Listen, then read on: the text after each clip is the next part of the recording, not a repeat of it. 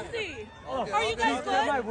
Are you guys friends? Like, if you're leak that type of shit, be the one that says that, yeah, it just didn't go well for us. Travis Kelce then go and unfollow Ryan Reynolds, and Ryan was still following Travis. Taylor is like, I want nothing to do with this. Travis, you can be done following them. Travis Kelce unfollowed you. Is there a problem? You guys are good? Travis Kelce just invited Ryan Reynolds' ex-wife's husband onto his podcast, and he did it at the exact moment. How nice is it to be the less famous person in your relationship?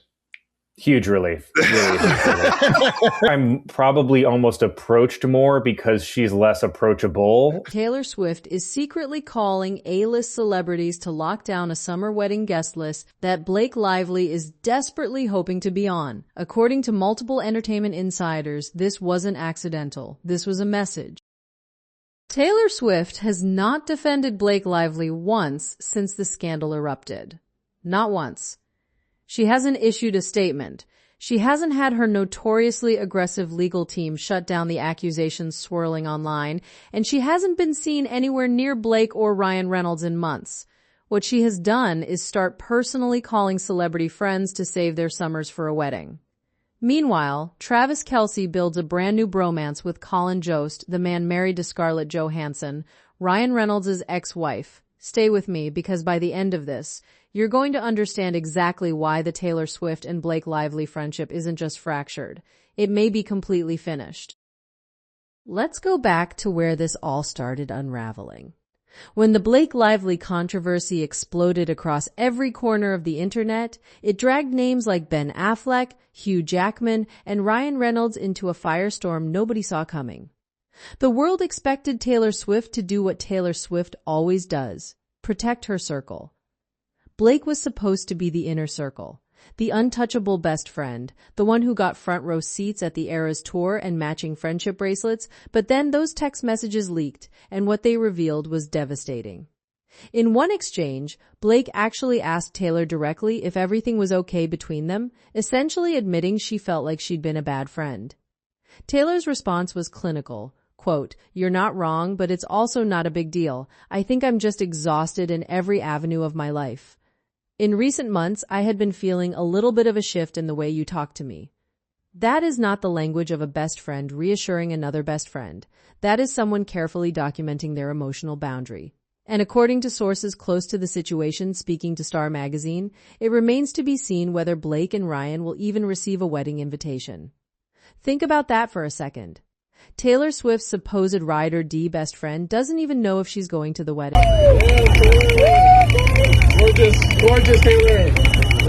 But it doesn't stop there, because while Blake sits in limbo, Taylor has been executing what insiders describe as an unprecedented level of secrecy around her wedding planning. She's not sending traditional save the dates. She's not mailing embossed invitations through the usual channels where information could leak. Instead, Taylor herself has been picking up the phone, personally calling A-list invitees to inform them that a wedding is happening this summer and that they need to keep their schedules flexible. Her team is handling others, but for the top tier, it's Taylor making the call directly. And here's what most people don't know. The guests who have received these calls still don't have an exact date. They don't have a location. They've been told only that the nuptials are happening this summer and to be ready. Now, asking some of the busiest people in entertainment to block out an entire summer for a wedding they have no details about is a power move.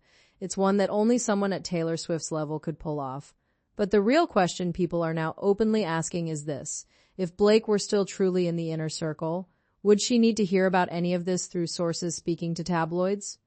The silence from Taylor's camp is forensic in what it reveals. Her legal team, famous for sending cease and desist letters over far less consequential matters, has not once intervened to shut down speculation about the friendship ending. They haven't corrected a single story. They haven't pushed back on a single narrative. When Taylor Swift's team wants something killed, it gets killed within hours. The fact that these stories continue to circulate unmolested tells you everything you need to know about where the loyalty actually lies. And here's where things get really interesting. Travis Kelce, who unfollowed Ryan Reynolds on social media before almost anyone noticed, recently had Colin Jost on his podcast. Colin Jost, married to Scarlett Johansson, who was Ryan Reynolds' first wife. Their marriage ended around 2011, and Scarlett later hinted in a 2016 Cosmopolitan interview that competitiveness played a role, saying, quote, "There has to be a real understanding of how you share your time, especially when two people's careers are going at the same rate. Or even if one person is more successful than the other, that also proves challenging. There may be a competitive thing." Now, in the old world, the world where Taylor and Blake were inseparable, Travis Kelce would never have platformed Colin Jost like this. It would have been seen as a violation of the unspoken loyalty code. You don't cozy up to your partner's best friend's husband's ex-wife's new husband. That's basic alliance politics. But Travis didn't just have Colin on. They were having the time of their lives together, laughing, bonding over the shared experience of being the less famous partner in a mega celebrity relationship. Colin joked about how people approach him more easily than Scarlett because he's the accessible one, the guy in their living room from television. He told a story about a passport agent looking at Scarlett Johansson's actual passport, seeing her actual name, and still asking if anyone had ever told her she looked like Scarlett Johansson. Travis loved it. They connected like two members of the same fraternity. The +1 fraternity, as some are calling it, and the optics of this are catastrophic for Blake and Ryan. When you put all of this together, a pattern starts to emerge that goes far beyond a simple celebrity friendship cooling off. What happened with Travis Kelce? Are you guys good? Are you guys friends? Travis unfollowed Ryan. Travis Kelce then go and unfollow Ryan Reynolds, and Ryan was still following Travis. Travis Kelce may have just unfollowed Ryan Reynolds on Instagram. Yes, unfollow. According to Reddit and the screenshots are flying, Travis is no longer following Ryan. Taylor's legal team has gone silent on the Blake narrative. Taylor is personally curating a wedding guest list through direct phone calls designed to prevent leaks. And the people closest to her are now deliberately building relationships with the exact people who would have been considered off limits when Blake was still in the picture. This isn't a drift, this is a strategic realignment. And it raises the most important question of all. Are Colin Jost and Scarlett Johansson closer to getting a wedding invitation than Blake Lively and Ryan Reynolds? Sources close to the situation insist that Blake is holding out hope. One insider told Star magazine that Taylor was Blake's very best friend before this nightmare engulfed the world. They added that Blake and Ryan hope that as time passes, things will steadily soften and become water under the bridge. But hope is not evidence, and the evidence points in a very different direction. Consider the contrast. When Hugh Jackman got dragged into the controversy, with reports surfacing that he may have been present during a now infamous on-set confrontation, sources moved quickly to clarify his position. Ryan reportedly insists he's still close with Jackman. Jackman, they say, simply likes to distance himself from drama but maintains deep affection and respect for Reynolds.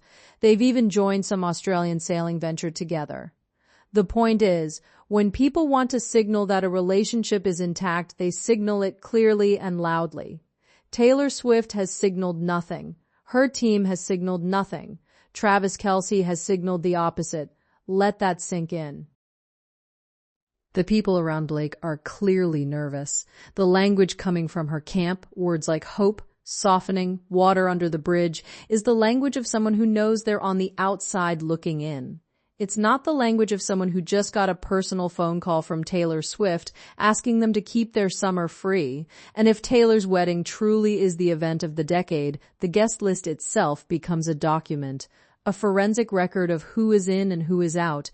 Every name on that list will be scrutinized. Every absence will be a headline. And if Blake Lively and Ryan Reynolds are not there, it won't just be the end of a friendship. It will be the most public social execution in modern celebrity history. We are watching that happen in real time. Taylor Swift is not the kind of person who makes decisions carelessly. Every move she makes is deliberate, calculated, and designed to send a message without ever having to say a word. The wedding guest list isn't just a list, it's a verdict. And based on everything we've seen, from the unanswered texts to the unfollowed accounts to the new friendships being built on the ashes of old ones, that verdict is already written. The only question left is whether Blake Lively is ready to hear it. If Taylor Swift's wedding happens this summer and Blake Lively is nowhere to be found, Will anyone really be surprised at this point? Or has the writing been on the wall for months?